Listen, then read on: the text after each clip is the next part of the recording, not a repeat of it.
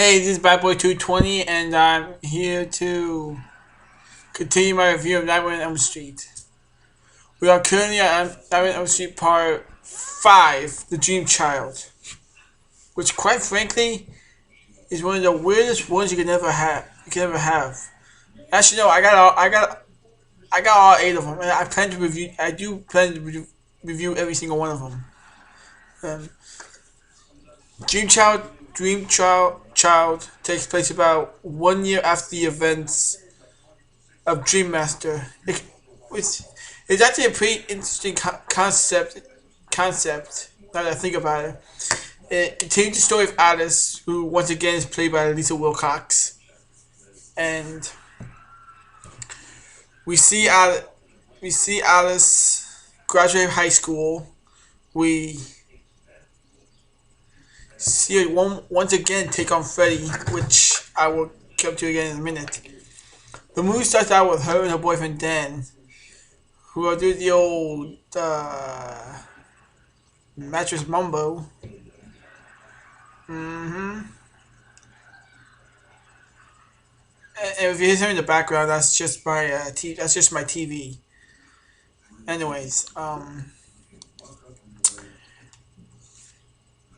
Allison, we see Alice taking a shower, which turns out it's just never her nightmares. She the shower starts like clogging, like filling up like this. She can't get out. She's like yanking on the door. She can't get out, and then we see Alice in some sort of asylum. She's like dressed in a nun outfit. And we see a name tag called Amanda Kruger. Of course, we all know who Amanda Kruger is, but this story actually explains some of the stuff about Amanda. And the next thing I know is Alice wakes up. She's like, oh, Dad's like jerking her up. Wake up! Wake up! She wakes up. But next thing we see like a full live Freddy, like had some sort of stuff coming out of his mouth, or whatever that was. Then they skip ahead. Next day, high school graduation. High school graduation. Every person's dream right there is a high school graduation. It Then we find out Alice made a couple new friends. We have a comic book geek, Mike, a model in training, Greta, and Yvonne, a swimmer. Y'all know what happens when you're friends with the main character, right? Uh huh. Anyway, then we find out Dan and Alice are planning to go on a trip to Europe for the summer, and Alice goes to work. What she does is she hears that old nursing rhyme again. 1, 2, Freddy's coming for you. Yeah. I'm sorry, this guy still chills up my spine when I do that. And we see Alice getting carried into like an emergency room. She looks like she's pregnant. Turns out this is how Freddy was born. And there's a weird little crack-looking, freaky looking deformed baby thing that's running around the room like its head cut off. Then we see Alice in the church where she fought Freddy in the first movie. She the little baby thing's like crawling towards Freddy's clothes. Then you get one of the weirdest entrances for Freddy ever. The baby screams like the top of his lungs, and the whole ground starts shaking. The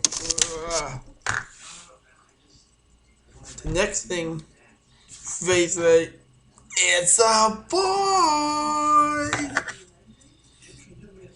I was just like all freaked out. By the way, Alice does nothing in this movie. Seriously, she does nothing. She just explains.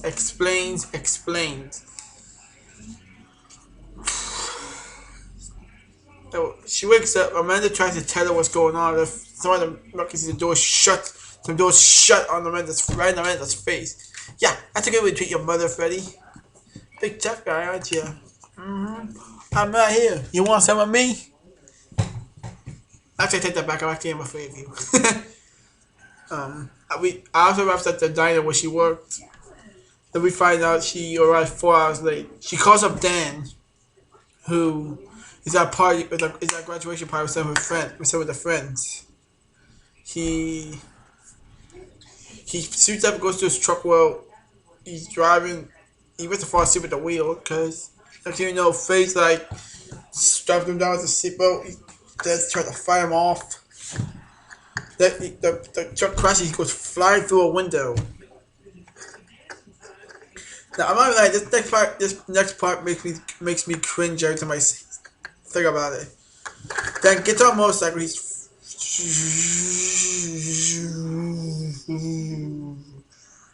next thing you know, the motorcycle starts coming out like literally just goes into Dan's skin, his back, his ribs, everything. And Fade has one of his coolest lines. I mean, Fade has some awesome liners here.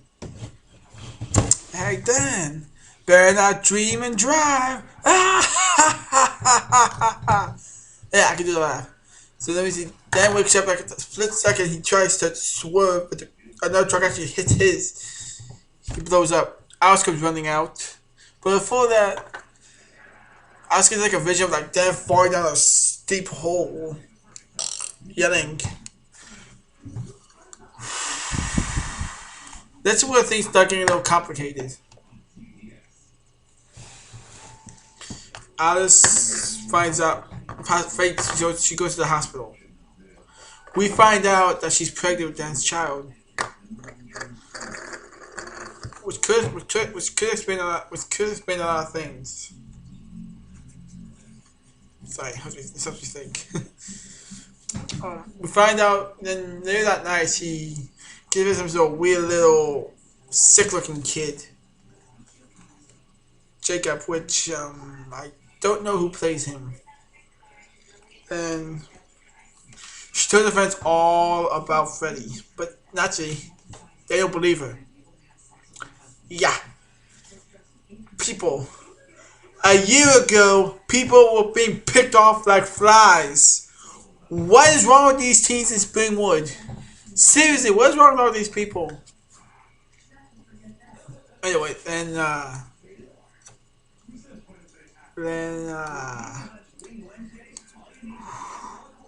we see Greta at her house. She's seeing our boy Mouse yapping his gums. Next thing you know, she falls asleep like this. Wake up, we see her arguing. The face shows up like a little China doll. He cuts it open. This actually did a scene. We actually see what he's like starts feeding him. But then in the later scene, we actually see that he's actually taking her guts out and shoving it right into her mouth like oh.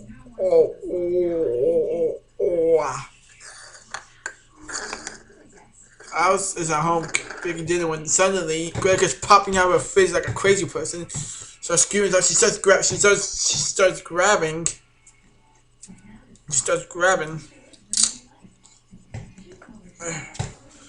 Then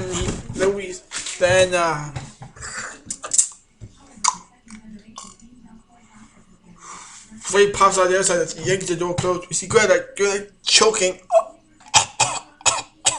She falls down, go boom. Then really stupid stuff comes. Just basically have more just talking. Alice goes to her friend Mark, who apparently lives in his dad's factory, which is kind of cool. Then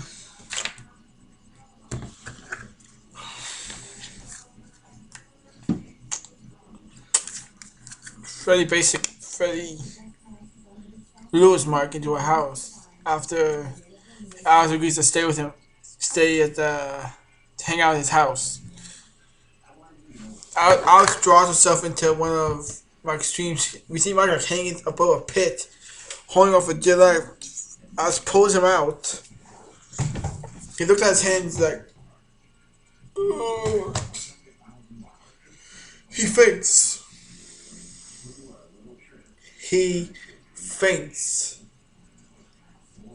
Next thing I know, I know that the Jacob shows up again. Yeah, this crazy little half little weirdo shows up. We then find out that Jacob is actually Alice's unborn child, which is gives her kind of a dilemma. Now she has two choices. One, she can keep the baby, find a way to take Freddy out herself, or two, she can get rid of the baby. That way, no baby's dreams. Then we see she wake up. She goes to a hospital where she requested an early ultrasound for her baby. We find out that Freddy's been feeding the souls of his victims to Jacob. I think I gotta admit that this one scene, that's actually pretty ingenious.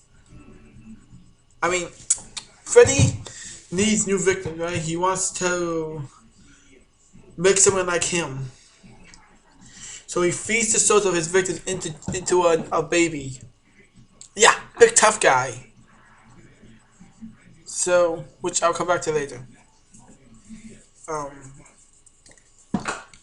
later on, Alice and Mark just start doing some research that Mark printed out on the computer. Yvonne still has a hard time believing everything what's going on, even though in the past 2 days, all the friends have been killed. Two of the friends have been killed. So Alice decides to go look for Amanda. She tells Mark to stay up and watch her. Mark is like reading comic books. Next thing you know, like he finds one that depicts everything that's happened to the movie up to that point. Then he gets like sucked right in. He looks around. It's so weird. This actually is pretty cool scene actually. Cause we have to see a reversion of Dream Powers from Dream Warriors. Oh, must be another minute. Faye's like on a skateboard. He's like slashing stuff. He disappears. He's saying, Mark looks around. We see like a little doll of Greta, and Faye like breaks her. Literally, literally. He pushes off the thing and he breaks her. And he jumps down. Then Mark turns around, turns it like crazy. He did a feather power. He says an awesome line. The poem actually poems Faye. Time to die, you scar-faced lip-dick. He starts shooting the hell out of him. He starts shooting the crap out of him. We think Faye's dead, but then he wakes up, of course. Super Freddy! And he starts slashing. He turns him and starts slashing around like a madman. Meanwhile, Alice is looking for Amanda at the other asylum, where she finds out Freddy has Yvonne. Faye like picks up like this. Alice takes it from him, just shoves it right through Faye's mouth, gets Yvonne out of there. And Faye instead, Freddy could have gone right after, but he looks like.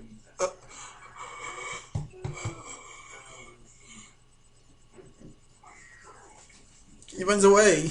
I don't want to piss this guy off or anything. They got to Freddy's a little bit of a wuss in this one. Anyway, Alice wakes up and finds out what happens to Mark. So her and Yvonne make a plan. Yvonne goes to find Amanda's body, while Alice takes on Freddy. Alice actually taunts Freddy. She takes this big old great rack thing, runs down a hall, like plows around the Freddy right in the asylum. A bunch of immigrants like literally tear Freddy apart. They rip his arm off, take his leg. Ow! Is all I have to say about that. Ow!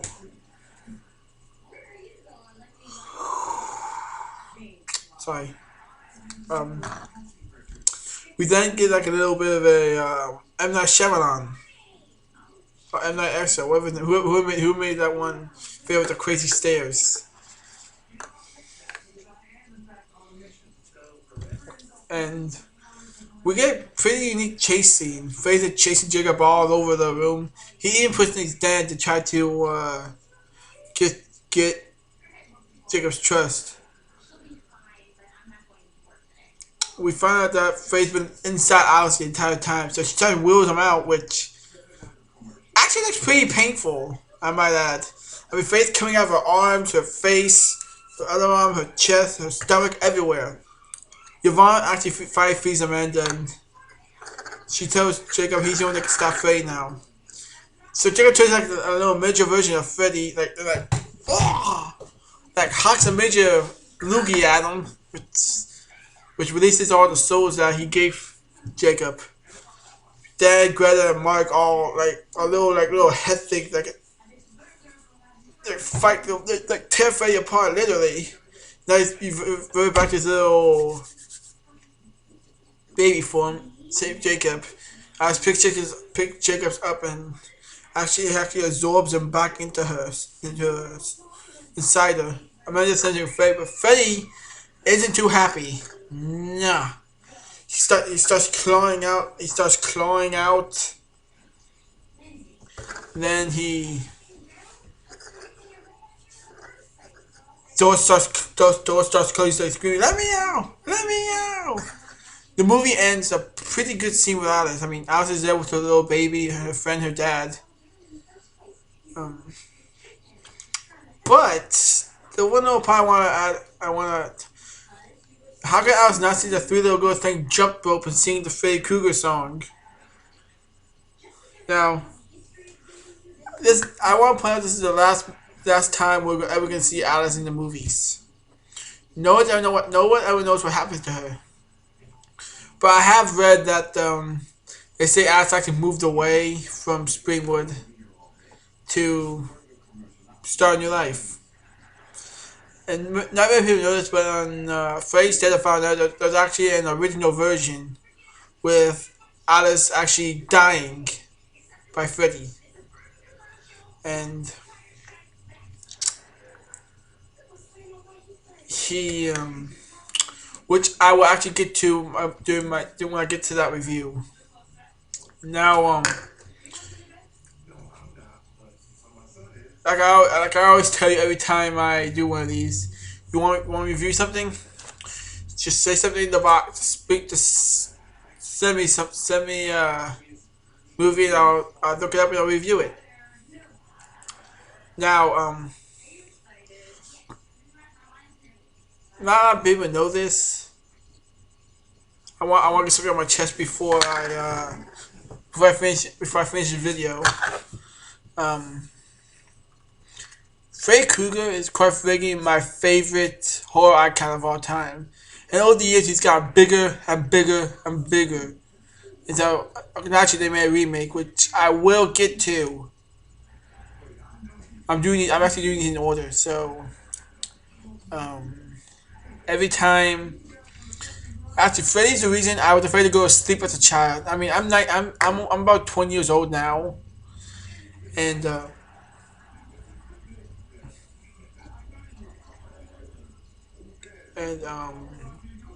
oh man, I forgot what I was gonna say. Anyway, now we know OC is my favorite series of all time. Next to another series I will get to another time. I won't give everything away, but I'm gonna give you some hints: vampires, werewolves, some crazy messed up chicken stuck in the middle of it. You figure that out. Now, the Nightmare on Elm Street franchise has actually gotten up big over the years. Except for Freddy's Dead Final Night, where it went down.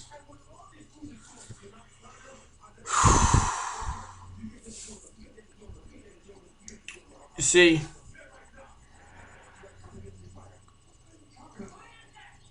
this is what I do for this. This a review. I'm reviewing now. Something I've been wanting to do for a long time. Now I'm just talking to waste up time. Anyway, I'm Mr. Bad Boy 2. I'm Bad Boy 220. And you remember one thing: if anything, I would tell you, horror movies are my life. Peace out, everybody.